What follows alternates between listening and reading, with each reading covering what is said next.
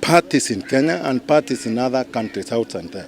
We are talking about countries like Poland, we have US, and maybe in the course of more investigations, we are going to discover more. It's a web.